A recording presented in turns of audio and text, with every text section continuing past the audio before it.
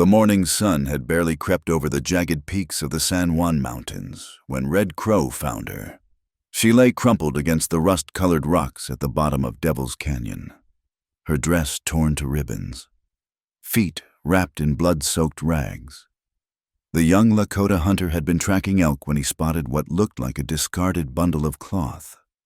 Only when he drew closer did he realize it was a white woman, barely breathing.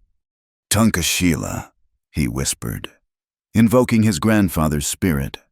The woman's face bore the telltale signs of exposure: cracked lips, sunburned skin peeling away in angry patches. But it was her feet that made him wince. Even through the makeshift bandages, he could see the angry red of burns, the kind that came from walking barefoot across scorching sand and rock for days. Red Crow whistled low, summoning his brother Yellow Sky from the ridge above. Together, they fashioned a travois from pine branches and their blankets. The woman stirred as they lifted her, her eyes flying open, pale blue, wild with terror. She clawed at Red Crow's arms, a keening sound escaping her throat, wordless and primal. "Easy, easy," Yellow Sky murmured in English, one of the few phrases he knew. But the woman only thrashed harder, reopening wounds on her feet, leaving bloody prints on the blanket. They brought her to their camp as the sun reached its zenith. Word spread quickly through the lodges. A white woman, found half dead, refusing to speak. The elders gathered, suspicious. These were dangerous times. The army had been pushing further into their territory, and trust came hard. Martha Standing Bear, the eldest woman in camp, took charge. She'd lived through 60 winters and had seen enough suffering to recognize it in any form. She shooed the men away and brought the stranger to her lodge, where cedar smoke curled up through the smoke hole and buffalo robes lined the floor. The woman sat rigid on the furs, arms wrapped around her knees, staring at nothing. Martha tried English, Spanish, even a few words of French she'd learned from trappers. Nothing. The stranger's lips remained sealed, though her eyes darted constantly to the lodge entrance, as if calculating escape. It was young Sarah Crowfeather who noticed it first, the way the woman flinched when men's voices carried from outside, how she pressed herself smaller when shadows passed by the lodge opening. Sarah had seen that look before, in her cousin who'd escaped from a brutal husband downriver. As night fell, Martha and Sarah tended to the woman's feet. The burns were severe, some places where the skin had completely worn away. Whatever she'd been running from, she'd run far and hard enough to destroy her feet rather than stop. Martha worked in silence, applying poultices of yarrow and willow bark, while the stranger bit down on her own hand to keep from crying out. When they finished, the woman surprised them. She crawled on hands and knees to the lodge entrance, pushing aside the flap to peer out at the creek that ran along the camp's edge. The moonlight turned the water to liquid silver, and something shifted in her face. "Water," she whispered, so soft they almost missed it. Her first word. Sarah helped her stand, supporting her weight as they made their way to the creek. The cold mountain water must have been agony on her burned feet, but the woman waded in anyway, sinking down until she was sitting in the shallows. She cupped water in her hands, not to drink, but to pour over her head, her arms, as if trying to wash something away that Martha and Sarah couldn't see. Then, barely audible over the creek's babbling, she spoke again. "I'm not worthy to be anyone's bride." The words hung in the air like smoke. Sarah reached out, but the woman shrank away, deeper into the water. "Not clean," she said. "Never clean enough." Nathan Soaring Eagle, Nashoda, as his grandmother called him, watched from the shadows of a pine grove. He'd been on guard duty when the women brought the stranger to the water. Something about her drew his attention beyond mere curiosity. Perhaps it was the way she moved, like a wounded animal that expected the killing blow at any moment. Or perhaps it was the recognition of a pain he knew too well. His own sister had been taken by soldiers 3 winters ago. When they found her body, she'd walked until her feet were bloody trying to get home. The memory still woke him at night. The stranger suddenly stood, water streaming from her torn dress, and walked deeper into the creek. The current was stronger in the middle, fed by snowmelt from the peaks. She kept walking until the water reached her chest, her lips moving in what might have been prayer or curse. Sarah called out in alarm, "Starting forward!" But Nashoda was already moving. He splashed into the creek, the cold shocking his system, reaching the woman just as the current caught her. She didn't fight when he wrapped an arm around her waist, didn't struggle as he pulled her back to shallower water. She was limp, defeated, as if she'd used up all her fight just getting this far. "You trying to join the spirits?" he asked in English. "Learned from traders and missionaries?" She looked at him then, really looked, and he saw the full weight of whatever had driven her to their mountains. "The spirits don't want me," she said. "Nothing wants something ruined." He could have told her she was wrong, could have offered comfort or platitudes. Instead, he simply helped her back to shore, where Sarah and Martha waited with blankets. As they wrapped her up, she caught his hand. "Thank you," she said, then added with bitter twist of her lips, "though you should have let the water take me." Nashoda said nothing, but that night he left a pair of doe-skin moccasins outside Martha's lodge, soft and carefully stitched. Inside each one, he'd placed a sprig of sage for cleansing, for new beginnings. The camp remained divided about the stranger. Some wanted her gone before she brought trouble.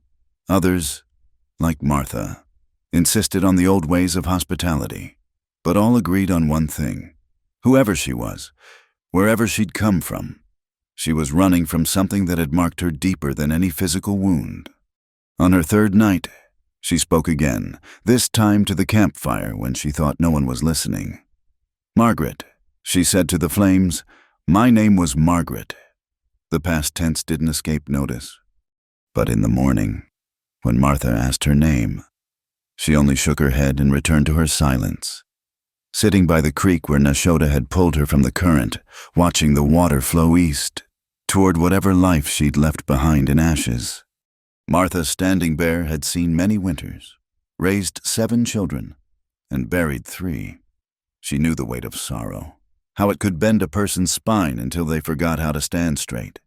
The white woman, Margaret, though she wouldn't claim the name, carried that weight like stones sewn into her skin. Each morning, Martha unwrapped the bandages from Margaret's feet, cleaned the wounds with water boiled with juniper berries, and applied fresh poultices. The burns were healing slowly, too slowly. Some wounds, Martha knew, went deeper than skin. "Child," Martha said one morning, spreading fresh salve made from bear fat and prairie herbs. "These feet won't carry you far if you don't let them heal proper." Margaret remained silent, watching Martha's weathered hands work with the same detached interest she showed everything, as if she were watching someone else's life from very far away. Nashoda had taken to leaving things by Martha's lodge each dawn. Never anything grand, a rabbit for the pot, wild onions wrapped in leaves, sometimes just fresh water from the highest spring. He never came when Margaret might see him, always before first light, moving quiet as morning mist. "That young warrior's got eyes for your patient." Sarah Crowfeather teased Martha one afternoon, grinding dried berries for pemmican. Martha snorted. "Nashoda's got eyes for justice. He sees a wrong that needs righting, is all." But she'd noticed, too, how Nashoda positioned himself during the evening gatherings where he could watch Martha's lodge, how he'd volunteered for every hunting party that might bring back medicines for healing. The boy had lost too much to the white man's world. Maybe that's why he couldn't turn away from one of their own who'd clearly lost something too.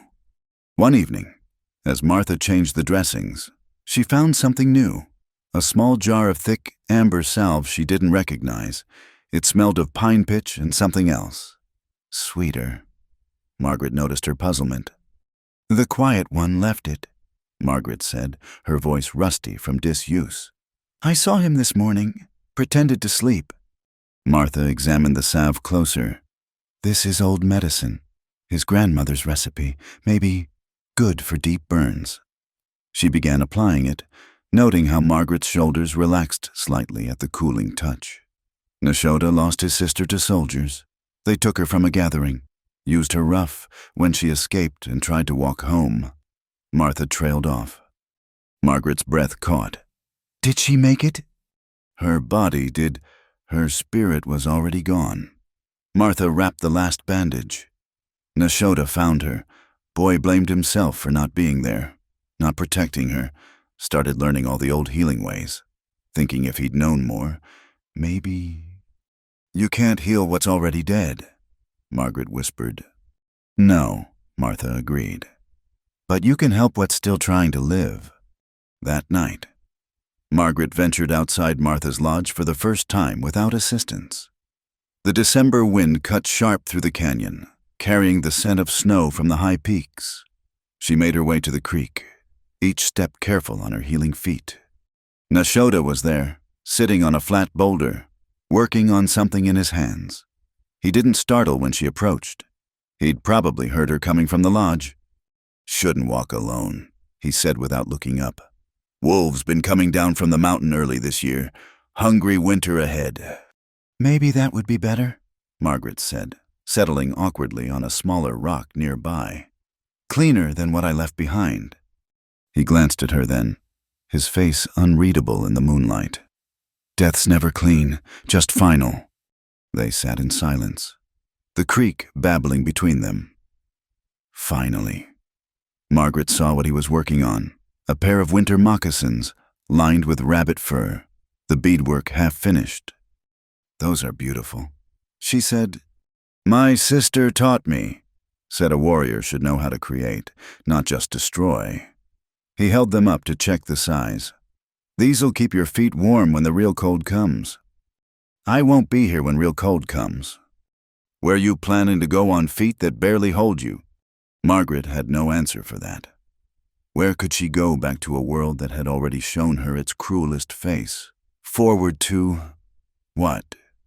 I had a sister too, she said suddenly. Emma. She was 14, loved to sing hymns while she did chores, had a voice like a meadowlark. Her own voice broke. She died because of me. Nashoda's hand stilled on the beadwork, but he didn't press. Martha had taught him that sometimes the best medicine was just being present while someone bled out their poison. My father said I brought shame to our family, that I was ruined, worthless, said he'd rather see us all dead than live with the disgrace. Margaret pulled her shawl tighter. He set the fire while Emma slept. I was awake. I'd been awake most nights since. Since it happened, I got out. She didn't. The confession hung between them like a physical thing. Nashoda set aside the moccasins and pulled something from his pouch, a small bundle wrapped in deerskin. This is sage, sweetgrass, cedar, and tobacco, sacred medicines. We burn them to cleanse, to carry prayers to the spirits. He handed her the bundle. Some things can't be washed away with water. Margaret held the bundle like it might break. I'm not worthy of sacred things. That's not for you to decide. Nashoda said simply, the medicines work for whoever needs them. Back in the lodge, Martha was waiting with hot tea made from willow bark and mint. She took one look at Margaret's tear-stained face and Nashoda's medicine bundle in her hands, and simply pulled out another buffalo robe. Cold night was all she said. Best stay close to the fire. As Margaret settled onto the furs, exhausted from more than just her walk, Martha began to hum an old lullaby her own grandmother had sung. The melody was different from Emma's hymns, but somehow just as comforting. Outside, snow began to fall, the first real storm of winter. Nashoda returned to his own lodge but left the moccasins on Martha's doorstep, now finished. The beadwork showing the pattern of morning stars, guides for travelers who'd lost their way. In her dreams that night, Margaret heard Emma singing again, but this time the song mixed with Martha's lullaby and the sound of moving water, creating something new. When she woke, her feet hurt less, and for the first time since the fire, She felt the possibility that morning might bring something besides another day to endure. Martha, watching from her own bedroll, saw the slight shift in how the young woman held herself and nodded to herself. The deep healing had begun. The winter storm had trapped them all inside for 3 days. In Martha's lodge, the fire crackled steady while outside the wind howled like grieving women. Margaret sat near the smoke hole, watching snowflakes swirl down and disappear into the flames. Her feet, wrapped in Nashoda's fur-lined moccasins, barely ached anymore. Sarah Crow Feather worked on quill work, her needle flashing in the firelight. Martha dozed, but Margaret knew she wasn't truly sleeping. The old woman had a way of being present even with her eyes closed. "My father was a minister," Margaret said suddenly, surprising herself. She hadn't meant to speak, but the words had been building behind her teeth like floodwater behind a dam. "He preached about sin and redemption every Sunday, said the wages of sin was death." Sarah's needle paused, but didn't stop. Martha's breathing remained steady. "I was engaged to Samuel Morrison. A good match. Father said. Samuel's family owned the biggest ranch in the county. I was 17. Margaret pulled her knees to her chest. "The wedding was set for June. Emma was so excited about being my bridesmaid. She'd already picked wild roses for her hair." The fire popped, sending sparks up toward the smoke hole. Margaret watched them rise and disappear. "Samuel's cousin came to visit that spring. James. He was different from Samuel. Laughed easier, talked about books and far-off places. I thought—" She swallowed hard. "I thought he cared for me. We would walk together, always proper, always where others could see, until the day we didn't." Sarah set down her quill work entirely now. Martha opened her eyes.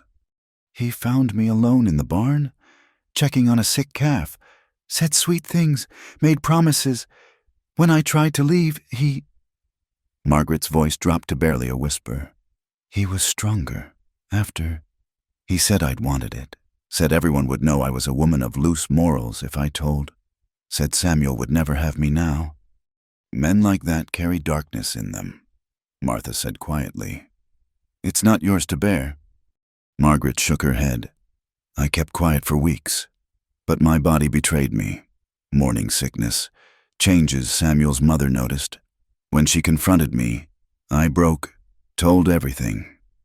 She didn't believe me about James, said I'd seduced him, trying to trap a wealthier man." The storm outside seemed to quiet, as if listening. Word spread fast in a small town. Samuel withdrew his offer. James had already left for California. Father— Margaret's voice broke. "Father said I'd destroyed our family's good name, that Emma would never find a decent husband now, tainted by my scandal. He started drinking. Mother stopped speaking altogether. Just looked at me like I was already dead." "The night of the fire," Sarah prompted gently. "He'd been drinking more than usual. Came to my room, said he'd figured out how to clean the family name.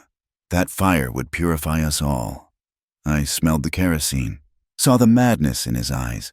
He locked my door from the outside, but my window wasn't barred. I broke it with a chair, cut my hands getting out." Margaret held up her palms, showing old scars among the newer burns. "I ran to Emma's window, but it was already too late. The flames had reached her room. I could hear her screaming, calling for me. She was crying now, silent tears that seemed to have been waiting months to fall. I ran, barefoot, in my nightgown. I ran. A neighbor took me in for one night, gave me clothes and shoes, but said I had to leave by dawn. The whole town would blame me for the fire. She said, for driving my father to madness. So I kept running, walked until the shoes fell apart, then walked more. Some days I begged for food. Some days I didn't eat, always heading west, away from everything I'd known." "How long?" Martha asked. 2 months, maybe 3. I lost count. I know I crossed rivers, mountains. Sometimes people helped. Sometimes they drove me off. By the time I reached these mountains, I didn't care anymore if I lived or died. Just wanted to stop running. Nashoda's voice came from outside the lodge entrance. "May I enter?" Martha called permission. He ducked inside, bringing a swirl of snow and cold air. His face was grave, but his eyes held no judgment as they found Margaret. "I've been standing guard," he said simply. "Heard your words. Among my people, we have different ways of seeing such things." He settled by the fire, choosing his words carefully. "In our language, there's no word that means ruined the way your people use it. We have words for broken, yes, but broken things can be mended. We have words for wounded, but wounds can heal." "Not all wounds," Margaret said. "No," Nashoda agreed. "Some leave scars, but scars mean survival. They're proof of strength, not shame." He pulled something from his pouch, a small piece of cedar. He placed it in the fire, and fragrant smoke rose between them. "My grandmother taught me that fire can destroy. Yes, but it also cleans. It makes way for new growth. After a forest burns, the first green shoots push through the ash within days." "Your sister," Margaret began, "died of shame," Nashoda finished. "Not her shame, the shame others put on her. She believed their words more than her own worth." His voice hardened. "I won't watch that happen again." Martha leaned forward. "Child, what calls to you now? You can't run anymore. Winter's here, and these mountains don't forgive. But come spring, you'll have choices. What do you want?" Margaret was quiet for a long moment.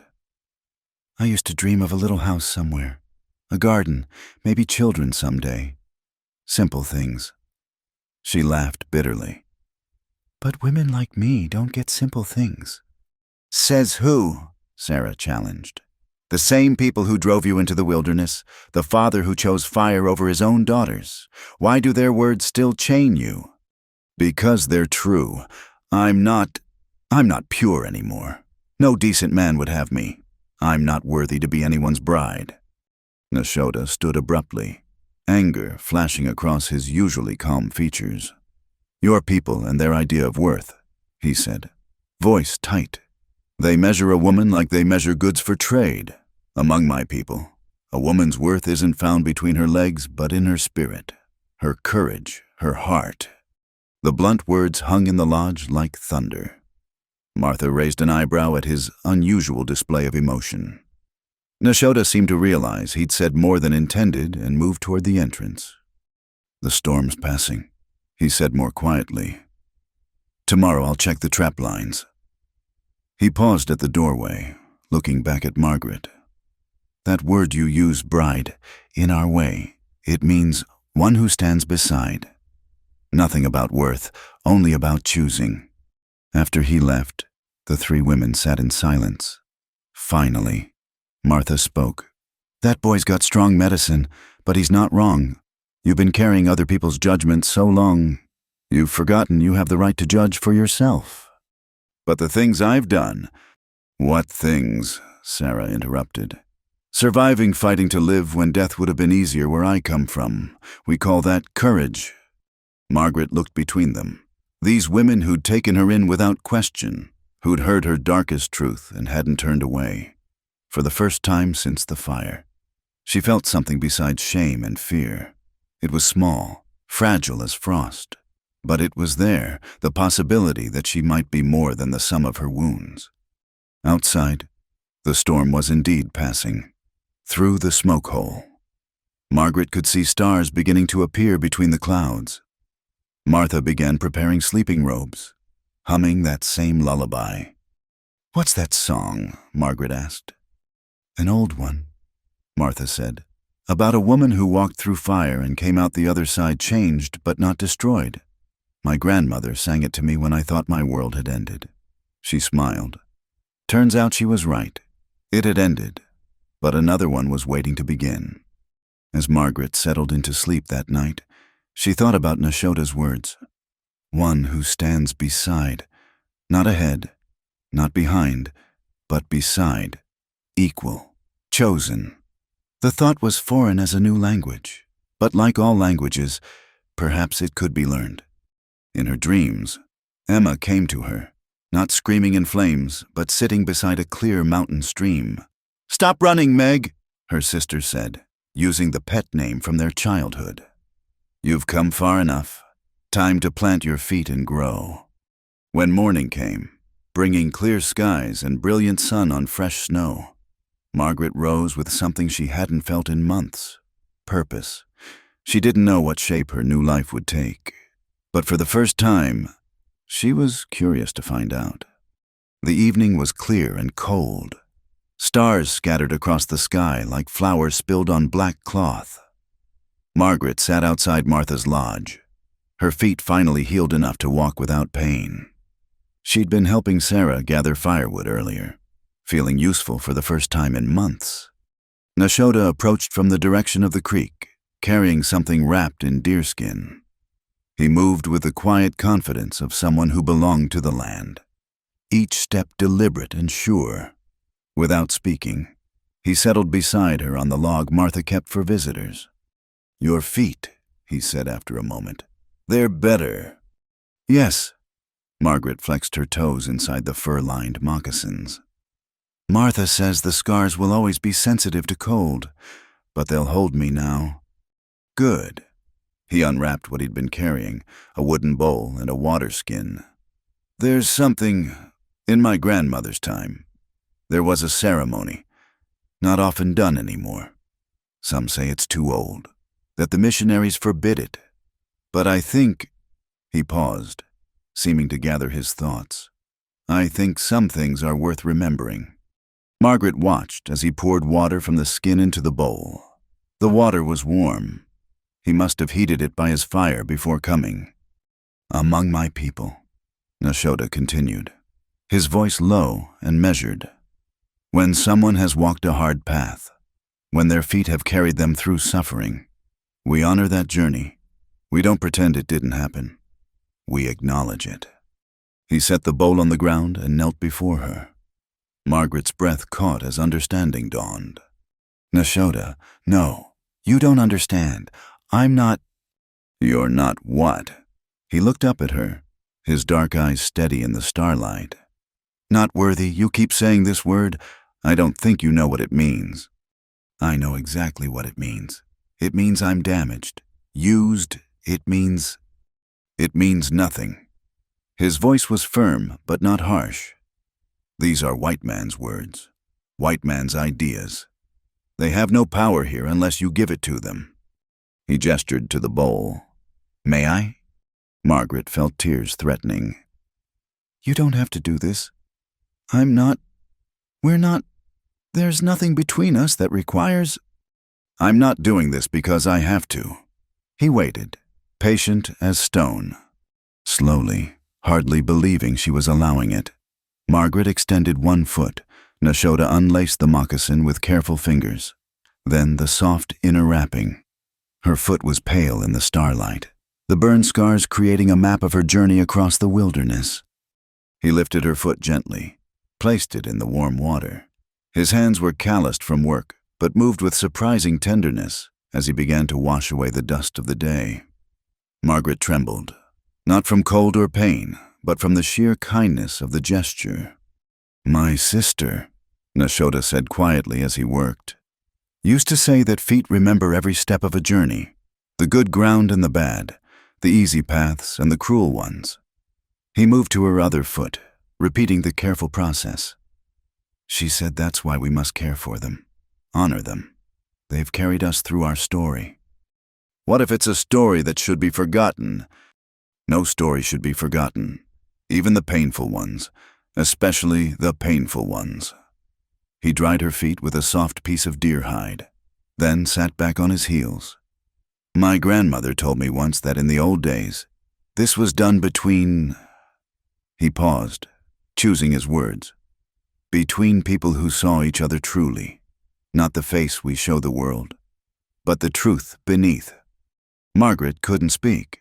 In all her life, through courtship with Samuel, through her father's sermons about wifely duty, no one had ever knelt before her like this. It wasn't submission, it was recognition, honor, something sacred she had no name for. I need to tell you something, Nashoda said, still kneeling. That first night, when you walked into the water, you said the spirits didn't want you. You were wrong. He reached into his pouch, pulled out something small. This was my sister's. It was a simple thing, a blue bead on a leather cord, worn smooth by years of handling. She gave it to me before she left for the gathering where the soldiers took her. Said it would keep me safe. I couldn't protect her, but I've carried this ever since, waiting. Waiting for what? For someone who needed to know they were worth protecting, worth honoring, worth. He seemed to struggle for the right word in English. Worth seeing as ceremony, not shame. The tears came then, silent but flowing freely. Margaret had cried many times since the fire, from pain, from fear, from loss. But these tears were different. They felt like spring rain after a long drought. I have nothing to give you, she whispered. Nothing to offer. I'm not even... She gestured helplessly at herself. I'm not even whole anymore. Nashoda rose to his feet, standing before her. The bowl I used tonight, it has a crack down one side. My grandmother dropped it years ago. She could have thrown it away, gotten a new one. Instead, she filled the crack with pine pitch and ash, made it strong again, said it was more beautiful for having been broken and mended. He held out the bead. This isn't a trade. It's not payment for anything. It's yours if you want it. Because you survived. Because you're here. Because your feet carried you to us when they could have stopped anywhere else. Margaret took the bead with shaking fingers. It was warm from his hand, smooth and simple and somehow perfect. In my dream, she said suddenly, Emma told me to plant my feet and grow, but I don't know how. I've been running so long, I forgot how to stand still. Then learn again, here, where the ground is good, where people see you as you are, not as others named you. He gathered the bowl and water skin. Martha says you've been helping with the cooking. Sarah says you know herbs. From helping your mother's garden. These are good things, useful things, small things. Life is made of small things, a bead, a bowl, a moment by the fire. They add up to a life worth living. He turned to go, then paused. Tomorrow, if your feet are willing, I could show you where the best medicine plants grow. Martha's supplies are getting low. It wasn't a declaration of love. It wasn't a proposal. It was simpler and somehow more profound. An invitation to be useful, to belong, to build something new from the ashes of what was lost. Yes, Margaret said, I'd like that. After he left, she sat alone under the stars, holding the blue bead. For the first time since that terrible night in the barn with James, she felt like her body was her own again. Not because Nashoda had washed her feet, but because he'd asked permission first. Because he'd knelt before her scarred feet and seen not damage, but journey. Because he'd offered her a future that didn't require her to be anything other than what she was. Inside the lodge, Martha smiled to herself. She'd heard everything, of course. The old ways might be fading, but some truths remained. Healing happened in its own time, and sometimes the deepest medicine came from simply being seen. Margaret tied the bead around her neck, feeling its small weight against her chest. Tomorrow she would learn about medicine plants. The day after, something else. Small steps on feet that remembered how to carry her forward instead of just away. For tonight, that was enough. The whispers started during the January thaw, when warm winds from the south melted enough snow to make the paths between lodges muddy. Margaret had been living with Martha for nearly 2 months, and her presence had shifted from curiosity to concern among the band. She brings trouble, muttered Robert Two Hawks to his wife as they watched Margaret and Nashoda return from gathering medicine bark. A white woman here, when the army's looking for any excuse to move against us. His wife, Helen Brightwater, watched the pair with different eyes. Look how he walks beside her, not ahead, not behind. When's the last time you saw Nashoda smile like that? It was true. The somber warrior who'd carried his sister's death like a stone in his chest had begun to change. He still moved quiet as shadow, still kept his own counsel, but something had softened around his eyes when he looked at Margaret. The concern reached Chief Joseph Standing Elk, Martha's nephew and leader of their small band. He called a council, as was proper when the community faced questions that affected them all. Margaret knew about the meeting, of course. In a camp of 60 souls, nothing stayed secret long. She sat in Martha's lodge, grinding dried berries with shaking hands. "They want me gone," she said. It wasn't a question. Martha continued her beadwork, fingers steady despite her age. "Some do. Others remember what it means to offer sanctuary. We've been arguing about it for 3 days now. I should leave. I've brought enough trouble to people who cared for me." Margaret's voice was flat, resigned. "It's what I do." "Is it?" Martha set down her work. "Or is running just what you've been told to do? There's a difference between leaving because you choose to and leaving because others say you must." Sarah burst through the lodge entrance, cold air swirling with her. "They want you at the council," she said to Margaret. "Nashoda insisted, said they can't decide your fate without hearing your voice." Margaret's hands stilled on the grinding stone. In her old life, women didn't speak at important gatherings. They served food, kept silent, accepted what men decided. But then, in her old life, warriors didn't kneel to wash women's feet either. The council lodge was crowded, smoke thick from the central fire. Margaret entered with Martha and Sarah flanking her, their presence a quiet statement of support. She saw the faces turn toward her, some curious, some hostile, some carefully neutral. Chief Joseph gestured for her to sit. He was a man in his 50s, gray threading through his braids, eyes that had seen too much change in his lifetime.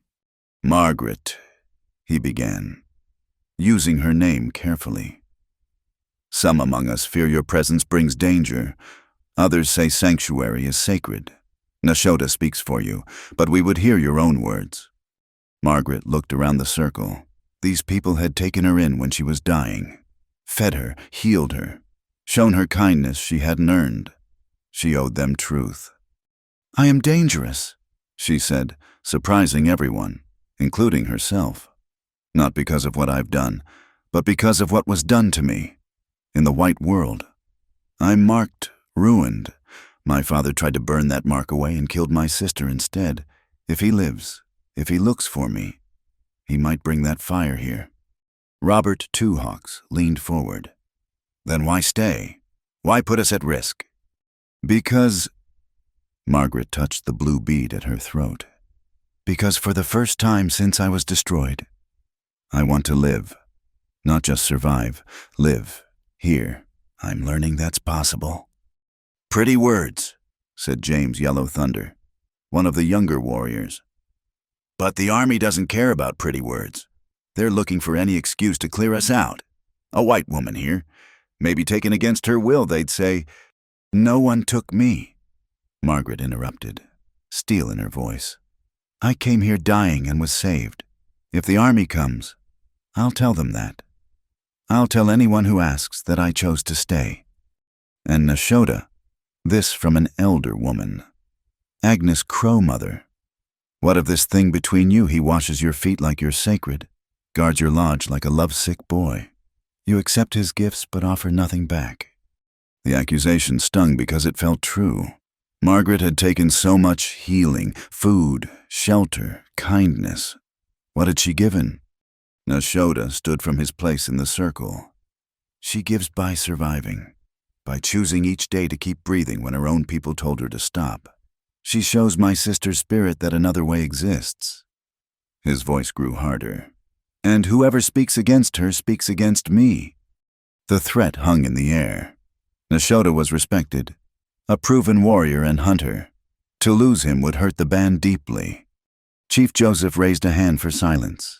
"This isn't about choosing sides. It's about who we are as a people. Do we turn away someone in need because it's safer?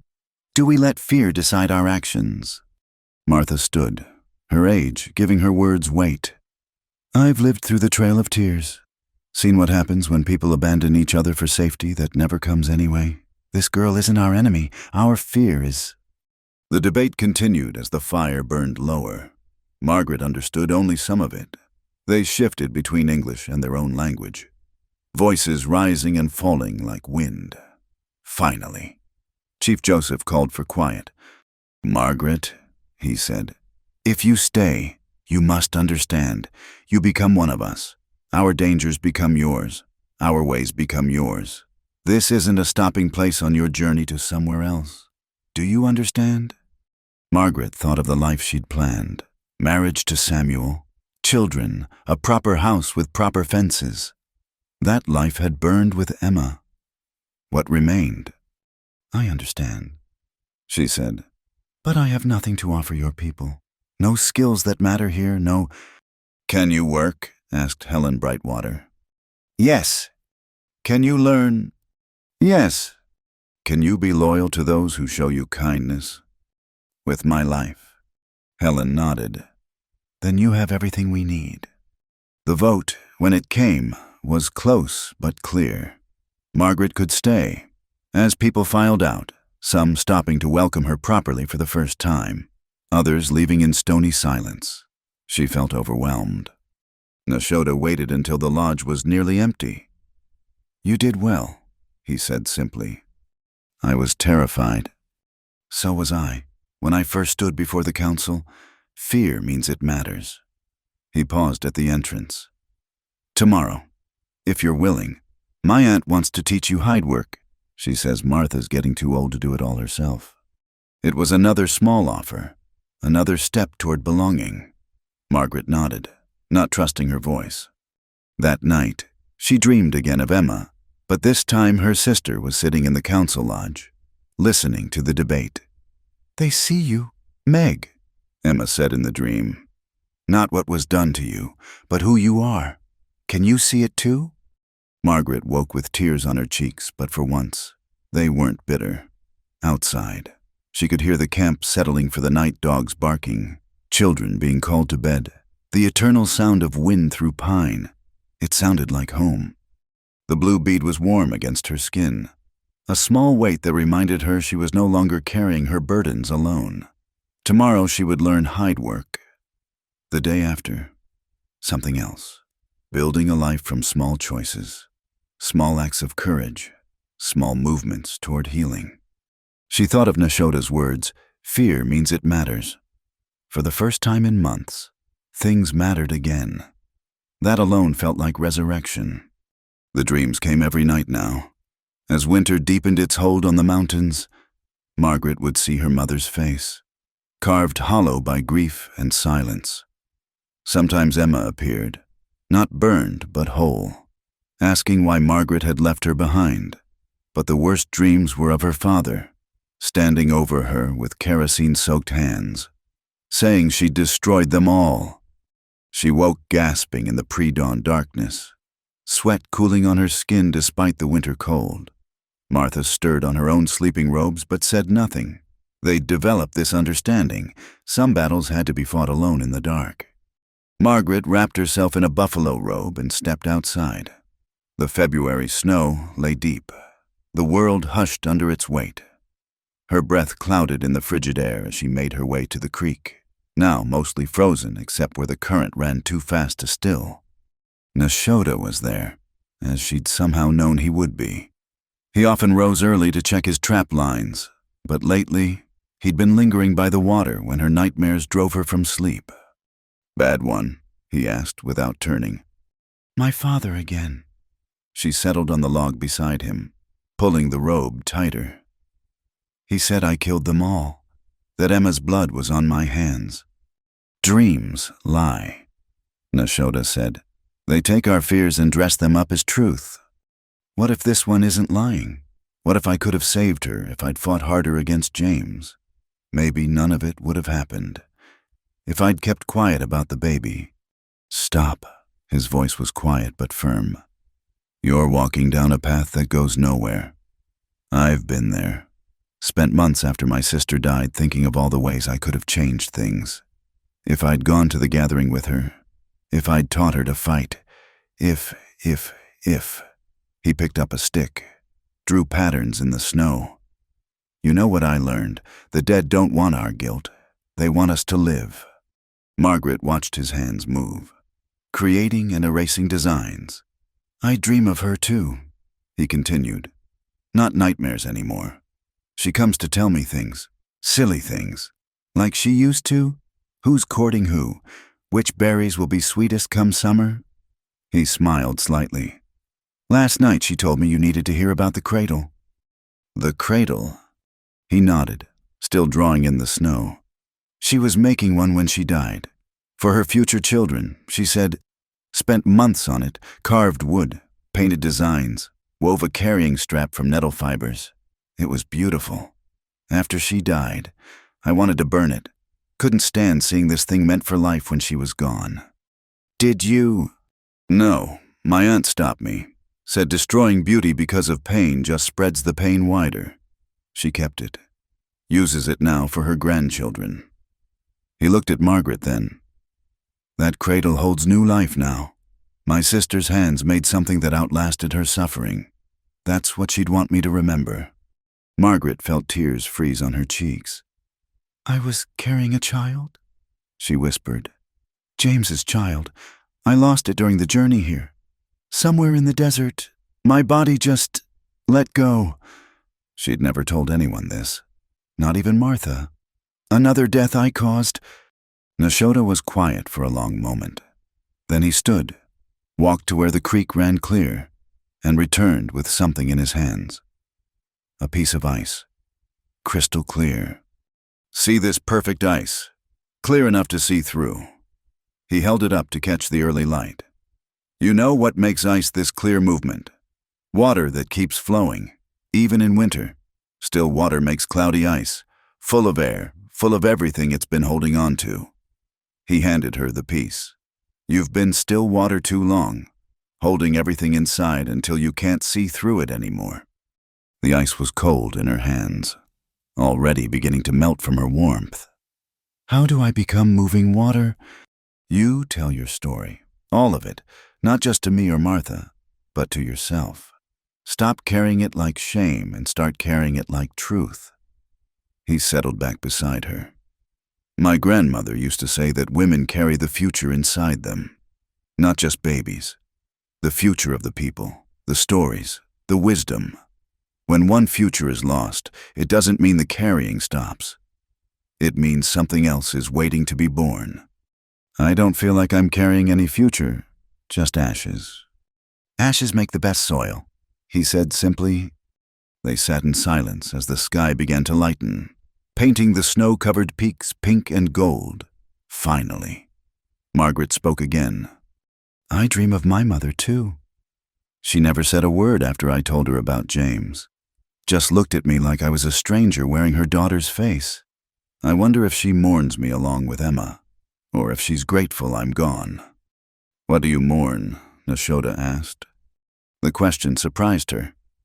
Emma, of course, the baby, my family. But what do you mourn for yourself? Margaret considered this. The girl I was, I suppose, the one who believed in happy endings, who thought being good meant being safe, who trusted that love meant protection. She touched the blue bead at her throat.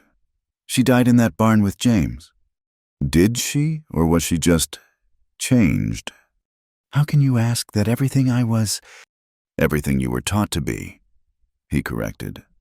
But maybe that teaching was the lie. Maybe who you really are was always stronger than they told you to be.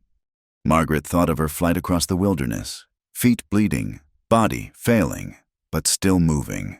Of surviving when everything in her wanted to surrender. Of sitting in the council lodge and claiming her right to stay. The girl who was going to marry Samuel Morrison wouldn't have survived the desert. She admitted, no, but Margaret did, the one who stands here now, who learns hide work and gathers medicine and faces her nightmares every dawn. She survived. He turned to face her fully. That's who I see, not some ghost of who you were supposed to be. The sun was fully up now, bringing with it the sounds of the camp waking. Children's voices, dogs barking, the clang of pots, life continuing despite everything. "I need to tell you something," Margaret said. "The baby I lost, part of me was relieved. Is that evil? To be grateful a child didn't have to be born into such brokenness." "That's survival," Nashoda said. "Sometimes the kindest thing is to let go. The earth knows this. That's why some seeds fall on stone, some in good soil. Not every possibility is meant to take root." She looked at the piece of ice in her hands, now mostly melted. "Sarah's pregnant," she said. "I've been helping her prepare clothes for the baby. Yesterday, when I felt it kick through her belly, I cried. She thought they were happy tears. Maybe they were. Joy and sorrow aren't enemies. They're old friends who travel together." He stood, offered her his hand. "Come. Martha will worry if you stay out here freezing, and my aunt wants to show you how to make winter moccasins for children today. For Sarah's baby, for whoever needs them, that's what we do. Make things for the future, even when we can't see it clearly." As they walked back to camp, Margaret felt something shift inside her chest. Not healing exactly, that would take more time than a winter season, but a loosening, like ice beginning to crack before spring.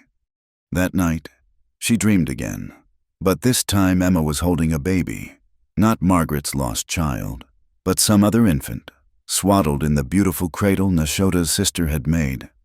"See," Emma said in the dream, "life finds a way, even through ashes, even through winter. You just have to keep your hands ready to catch it when it comes." Margaret woke with tears on her face, but for the first time, they didn't taste of only salt and sorrow. There was something else there too, faint but real, the first hint of spring water running beneath the ice. The morning of the ceremony dawned clear and bitter cold. Margaret woke to find a dress laid out on her sleeping robes, soft doeskin, decorated with elk teeth and blue beads that matched the one at her throat. Martha sat nearby, her ancient hands steady as she worked on the final stitching. "Today, you choose," the old woman said without looking up. "Not because anyone asks it of you, but because you're ready to choose for yourself." Margaret touched the dress with trembling fingers. She'd known this day was coming. For weeks, the camp had been preparing for the spring ceremonies, the time when the band renewed their bonds, welcomed new members, celebrated surviving another winter.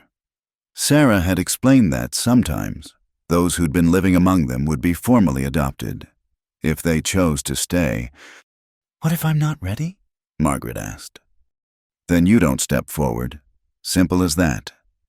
Martha bit off a thread. "But child, I've watched you these months. You've been getting ready since the day you decided to keep breathing."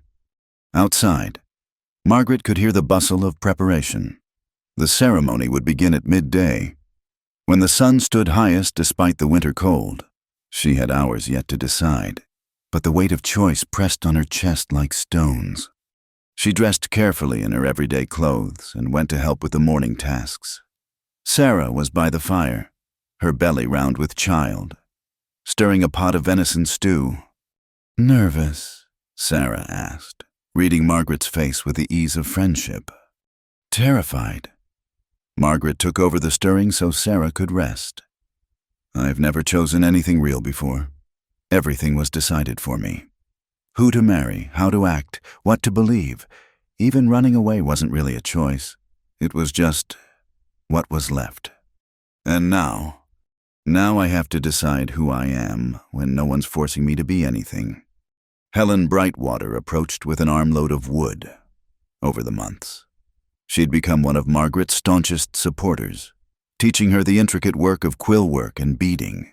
"You know," she said, setting down the wood, "when I was adopted into this band 30 years ago, I stood where you're standing. Different story. I was taken in a raid as a child, raised here, but the choice was still mine when I came of age. How did you know what to choose?" Helen smiled. "I looked at where my feet wanted to walk each morning. They always turned toward this camp. These people. The heart knows home when it finds it. As the sun climbed higher, Margaret found herself at the creek again. The ice was beginning to break up, the sound of running water growing stronger each day.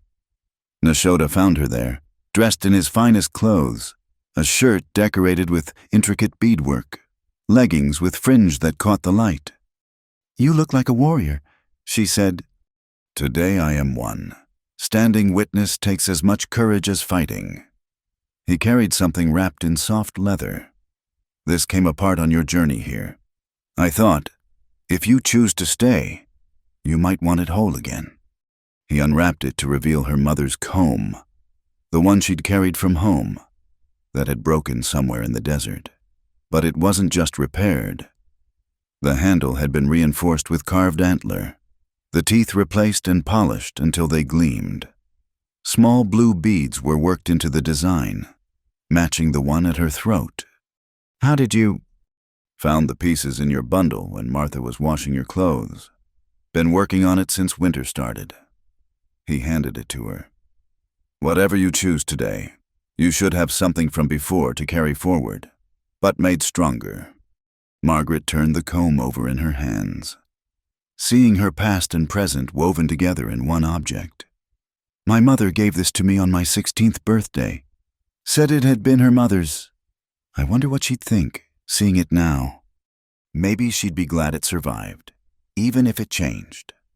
The drum began to beat, calling people to gather. Margaret's heart jumped with each strike. Nashoda stood to go, then turned back. "Margaret," he said, using her name carefully. "You say you're not worthy to be anyone's bride, but I have never once looked at you and seen anything less than ceremony. Whatever you choose today, that won't change." He left her by the water, holding the restored comb and feeling the weight of possibility. The ceremony ground was a flat area sheltered by pines, swept clear of snow. The whole band had gathered in a large circle, with the elders seated on buffalo robes near the sacred fire. Chief Joseph stood in ceremonial dress, his face painted with red and white clay. Margaret joined the crowd, still in her everyday clothes. She saw the beautiful dress Martha had made hanging in the old woman's arms, waiting. Other ceremonies came first, naming ceremonies for babies born over the winter, honoring ceremonies for successful hunters, healing ceremonies for those who'd been sick. Then Chief Joseph called for those who wished to join the band to step forward. Margaret's feet felt frozen to the earth. Around her, people waited in respectful silence. No one pushed, no one pulled. The choice was entirely hers. She thought of her father's house, where every choice had been made for her, of the barn where choice had been stolen from her, of the long road west where she'd had no choice but to keep walking or die. And she thought of these months in the mountains, learning to tan hides with Helen, gathering medicines with Nashoda, listening to Martha's stories by the fire, teaching Sarah the hymns Emma used to sing, translated into a new language. Small choices, every day, building something she hadn't dared name. Margaret stepped into the circle. A murmur ran through the crowd, approval from some, uncertainty from others. Chief Joseph raised his hand for silence. "Margaret of the Eastern Lands," he said formally, "you stand before us as one who seeks belonging. What do you bring to this circle?" She'd been told to expect this question, but still her voice shook when she answered, "I bring hands that can work, a heart that has known sorrow and chooses still to beat, knowledge of healing plants from my mother's garden, stories from a world you may need to understand, and—" she touched the blue bead, "a promise to stand with you as you have stood with me." "And what do you seek from this circle?" "A place to belong, not to hide, but to grow, to be seen not as what was done to me, but as who I choose to become." Robert Two Hawks stepped forward, the man who'd argued strongest against her staying. Margaret tensed, but his face was calm. "I questioned your presence," he said loud enough for all to hear. "I feared what trouble you might bring, but I've watched you these months. You work without complaint. You learn with humility. You've brought knowledge that helps us trade better with the whites. I was wrong to judge you by my fears." He reached into his pouch, pulled out a small bundle.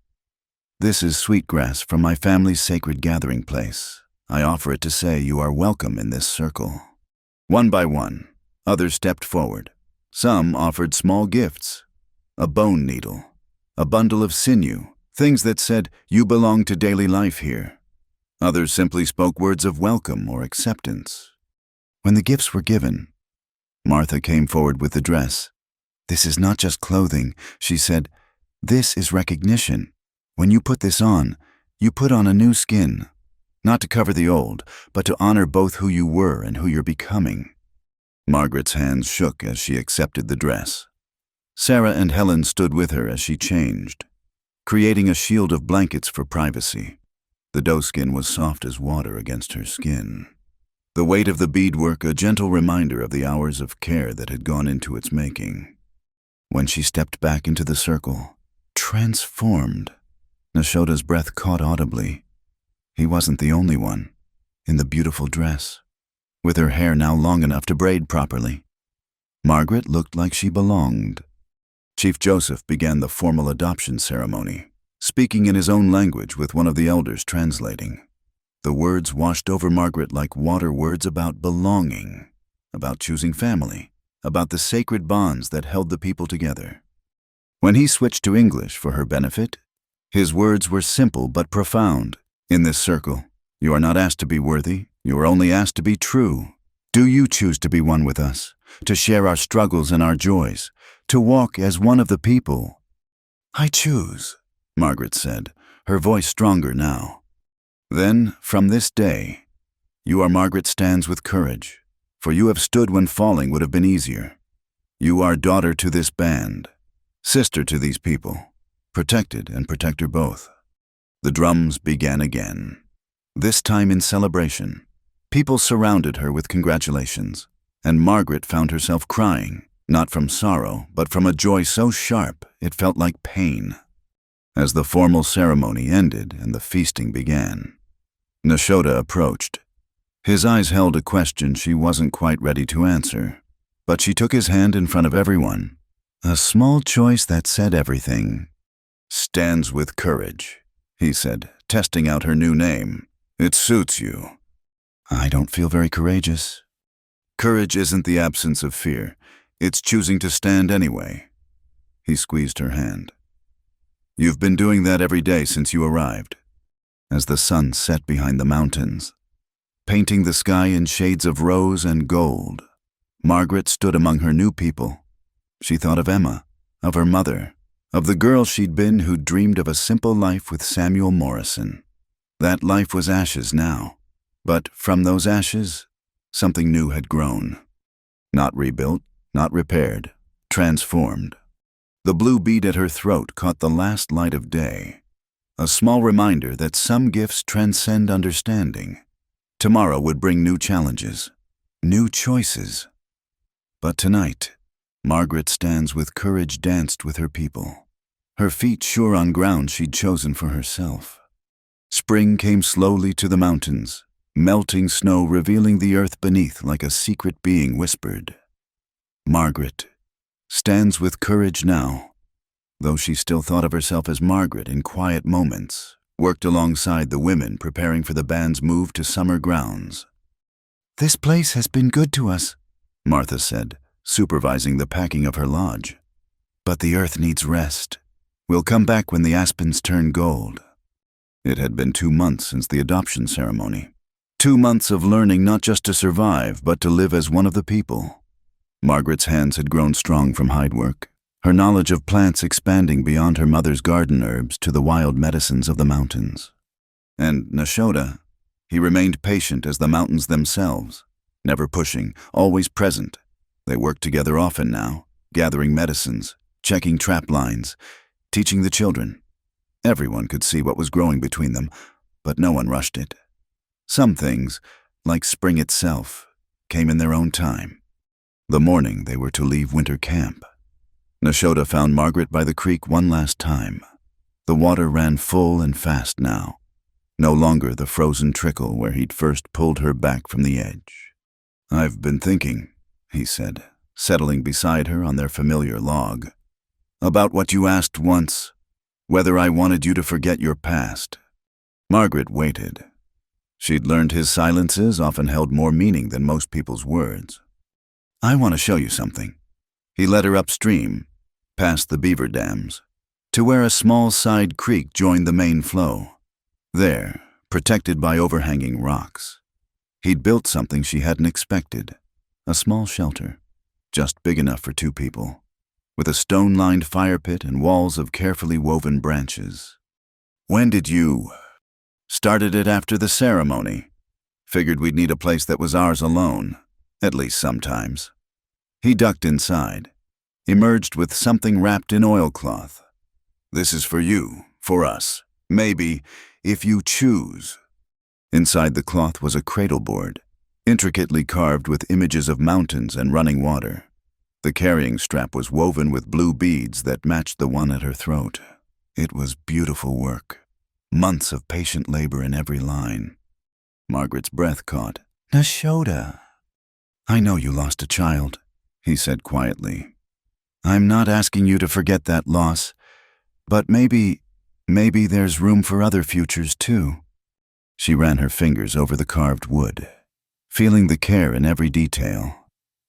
In my old world, this would be scandalous, talking of children before marriage, before... This isn't your old world. He took her hands, cradleboard and all. Here, you choose. Every day, every moment, you choose. I'm not Samuel Morrison with his proper courtship and his father's ranch. I'm not James with his lies and force. I'm just a man who sees you clearly and finds you worth waiting for. I don't know if I can give you children, Margaret said, the words painful but necessary. The journey here, what my body went through, then we'll care for other people's children, or we'll find different ways to create a future. The cradle board isn't a demand. Margaret, it's a promise that whatever comes, we'll face it together. She set the cradle board carefully aside and stepped into his arms.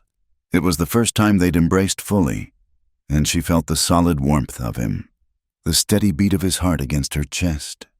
I need you to know, she said against his shoulder. I may never be easy with certain things. What James did left marks deeper than the ones on my feet. I know. His voice rumbled through his chest. My sister was the same after the soldiers. Some wounds need time and patience, and maybe they never fully heal. That's all right. We'll learn together what works for us. They stood there as the sun climbed higher, the sound of the camp breaking down for travel growing louder. Finally. Margaret pulled back to look at his face. Yes, she said simply. Yes. To all of it. To the shelter, the cradle board, the future we can't see yet. Yes. His smile transformed his usually serious face. Then there's one more thing. He pulled out a small leather pouch. Trade these for whatever you need at the summer gathering. Furs, tools, cloth, whatever would help you feel ready. Margaret opened the pouch to find it full of the finest beaver pelts, worth a fortune in trade. Nashoda, this is too much. It's practical. We'll need our own lodge come fall. Cooking pots, winter supplies. He grinned. Martha says she's too old to have you underfoot another winter anyway. The move to summer grounds took 3 days. Margaret walked the whole way on feet that had healed strong, carrying her share of the band's possessions. The cradle board rode on her back, a promise and a possibility both. Sarah, heavy with child now, rode one of the horses. You know everyone's talking, she said when they stopped to rest. About you and Nashoda, some of the young women are jealous. Of me, Margaret couldn't hide her surprise. But You're a woman who survived hell and came out standing. You're exotic with your pale skin and light eyes. And you've caught the attention of one of our best hunters, a man who's turned down every match suggested to him since his sister died. Sarah smiled. Besides, you make him laugh. No one's seen that in years. The summer grounds spread along a high valley where 3 creeks came together. The grass grew thick. Flowers painted the meadows in purple and yellow. And the hunting would be good. Other bands would arrive soon for the great gathering trading. ceremonies, races, and marriages. As Margaret helped set up Martha's Lodge in its traditional place, she saw riders approaching from the east. Her heart jumped, even after months. The sight of strangers still triggered old fears. But these weren't strangers to the band. They were relatives from another group, bringing news and goods to trade. Among them rode a white man, a trader the people had dealt with for years. He saw Margaret and did a double-take. She stood straighter, chin up, meeting his gaze steadily. She wasn't the broken woman who'd crawled out of the desert anymore. "Ma'am," he said, touching his hat. "Begging pardon, but are you Margaret Thornton from Nebraska way?" The name hit her like cold water. She hadn't heard it spoken in almost a year. "I was," she said carefully. "Why?" "Your father's been looking for you, offering a reward. Says you were taken by Indians. Needs you back safe." The trader looked uncomfortable. "Course, I can see that's not the situation here." Margaret felt Nashoda appear at her shoulder, solid and protective. Others gathered too. Her people, ready to stand between her and this echo from her past. "My father has no claim on me," she said clearly. "I'm here by choice. I've been adopted into this band. My name is Stands with Courage now." The trader nodded slowly. "I'll let folks know you're alive and well. If that's all right, might stop the searching. Tell them—" Margaret paused, choosing her words. "Tell them Margaret Thornton died in the desert. It's true enough." That night, the band held council. The news that her father searched for her had stirred old fears about bringing trouble to the people. But this time, Margaret didn't sit silent while others decided her fate. "He has no legal claim," she said firmly. "I'm of age, unmarried, free to choose my own path. If he comes, I'll tell him to his face that I choose this life. If he brings soldiers, I'll swear no one took me against my will." She looked around the circle. "But I won't run again. This is my home." Chief Joseph nodded approval. "Then we stand ready. A father's power ends when his child chooses their own path." Later, by the river, Margaret and Nashoda stood together watching the stars emerge. Tomorrow, they would begin building their own lodge. In a few weeks, at the height of summer, they would stand before the band and declare themselves married. No ceremony from her old world, but something truer. "Are you afraid?" Nashoda asked. "That he might come?" Margaret considered. "Yes, but not the way I was before. Now I'm afraid of losing what I have, not of facing what I was." She leaned into his warmth. "There's a difference." He wrapped an arm around her. "My grandmother used to say fear of loss means you have something worth keeping." "Your grandmother was wise." "She would have liked you. Said the strongest steel comes from the hottest fire." They stood in comfortable silence. The sound of the river a constant song. Margaret thought of all the rivers she'd crossed to get here, all the burning bridges behind her. But here, now, with the promise of a lodge to build and a life to shape with her own hands, she felt only gratitude. "I love you," she said, the words coming easier than she'd expected. Not the desperate way I thought I loved before, but something deeper, calmer, like river stone. He turned her to face him, hands gentle on her shoulders. "In our way, love isn't just words. It's choosing each other every day. It's building something together that's stronger than what either could build alone." "Then yes," Margaret said again, "to all of it." As they walked back to camp, the cradle board on her back caught moonlight on its blue beads. Whether it would ever hold a child of her body, she didn't know, but it would hold their future, whatever shape that took. The girl who'd run barefoot from Nebraska was gone, burned away like morning mist. In her place stood Stands with Courage, a woman who'd learned that sometimes the only way forward is through the fire, and that what emerges, transformed, can be stronger than what was lost. By the river, the water sang its eternal song of movement and change, of endings that become beginnings, of love that chooses to flow rather than remain frozen. And Margaret, listening, finally understood that she was no longer running towards something or away from something, but simply standing where she belonged, ready for whatever came next. Thank you for listening to this story from the Wild West. I'd love to know where you're listening from. Please share in the comments below so we can connect. Don't forget to subscribe to the From Wild West channel and share your thoughts about Margaret and Nashoda's journey. Your stories and reflections make our community richer.